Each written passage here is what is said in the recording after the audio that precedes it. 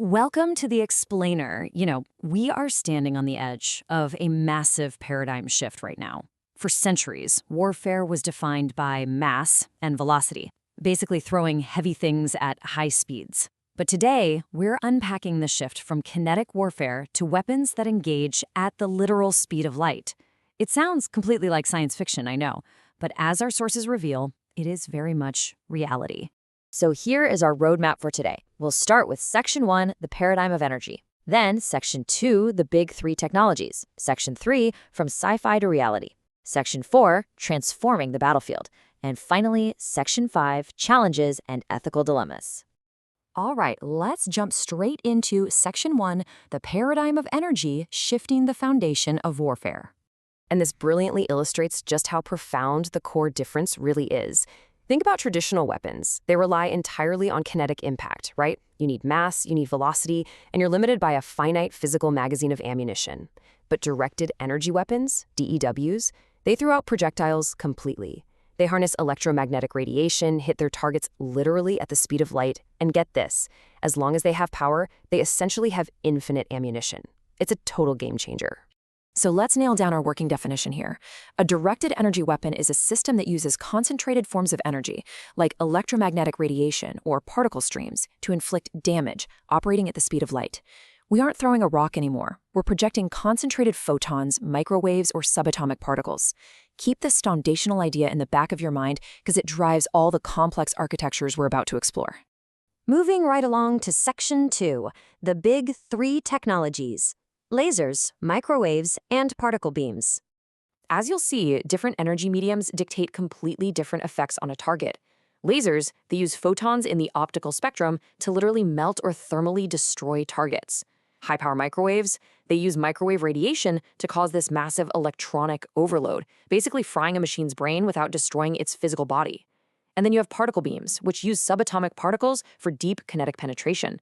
Let's look a bit closer at each of these. Starting with lasers. To get a laser powerful enough for military use, you actually need a specific gain medium to amplify the light. Solid-state lasers use crystals, like NdYAG, for really robust power. Gas lasers, like CO2, are highly efficient for those thermal melting effects we talked about. Fiber lasers integrate the medium right into optical fibers, giving you incredible beam quality and scalability. And chemical lasers generate absolutely massive power through intense chemical reactions. Next up, we have high-power microwaves, or HPMs. Now, instead of light, HPMs generate intense bursts of microwave radiation, using things like magnetrons, klystrons, or traveling wave tubes. And the effect here is fascinating. HPMs induce these damaging currents in electronics, causing a catastrophic overload. Imagine an incoming drone. An HPM doesn't blow it up in a fiery explosion. It just completely fries its sensitive semiconductors, causing it to drop right out of the sky, completely intact. Then we have particle beams. These are the most nascent, but theoretically the most potent of the three. Here's how it works. First, you accelerate subatomic particles, like electrons or ions, to relativistic speeds using massive synchrotrons. Then you project that neutral or charged beam through the atmosphere.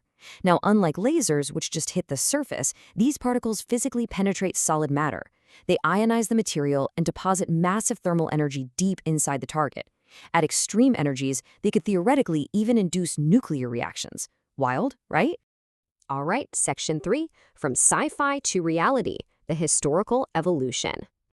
Now, I know this all sounds like pure science fiction, but it has a very real, rigorously documented history. Back in the early 20th century, Nikola Tesla was already theorizing a teleforce particle beam, which, of course, the press enthusiastically dubbed a death ray.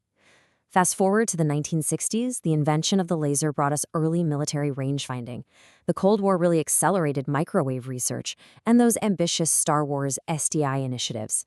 But the real shift, that's happening right now. Thanks to miniaturization, advanced materials, and AI convergence, these concepts are finally mobile and battlefield-ready today. Which brings us to Section 4, transforming the battlefield, applications and economics. Now, what's really interesting here is 0.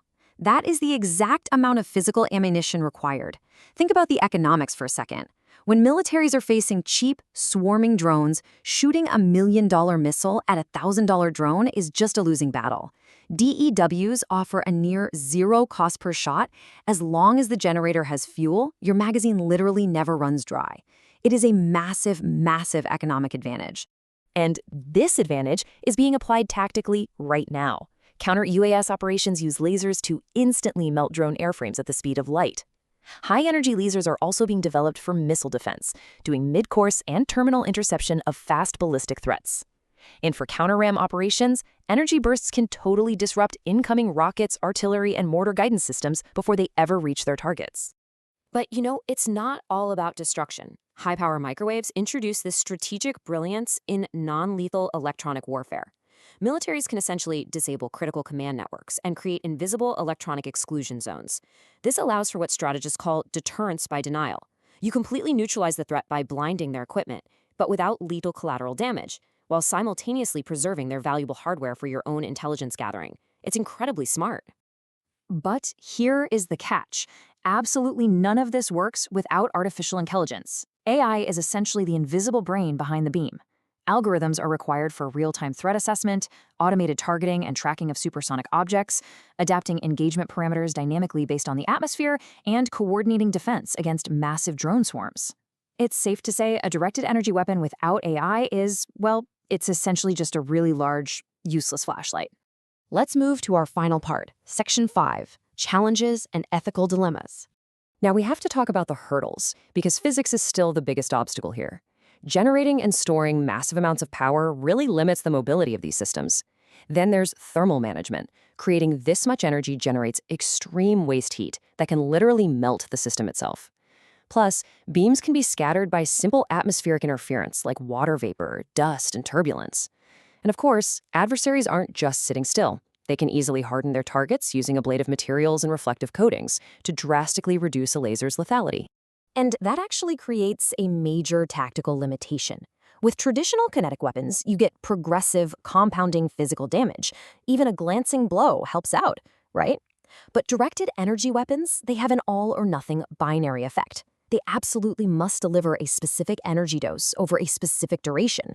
If the target evades, or if that atmospheric interference is just too high, the weapon basically does nothing. Beyond the physics, the source material impartially outlines some incredibly severe ethical implications. International humanitarian law strictly requires distinction and proportionality.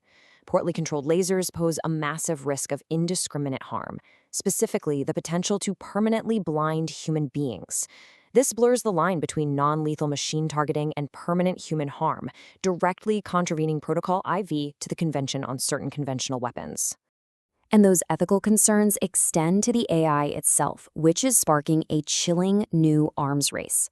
We're talking about algorithmic bias leading to unintended targeting. The sheer speed of light-based combat threatens a total loss of meaningful human control over autonomous force. Add in severe cybersecurity vulnerabilities and the glaring lack of transparency in AI logic, and, well, international arms control becomes incredibly difficult to navigate. We are undeniably entering an era where energy replaces mass and artificial intelligence dictates the targeting. But it leaves us with a critical question. When algorithms engage at the speed of light, who is truly in control? It's a paradigm shift that will fundamentally redefine global security, and it's something we absolutely need to be paying close attention to. Thank you for joining me for this explainer. I really hope it illuminated some of the complex realities of our rapidly changing world.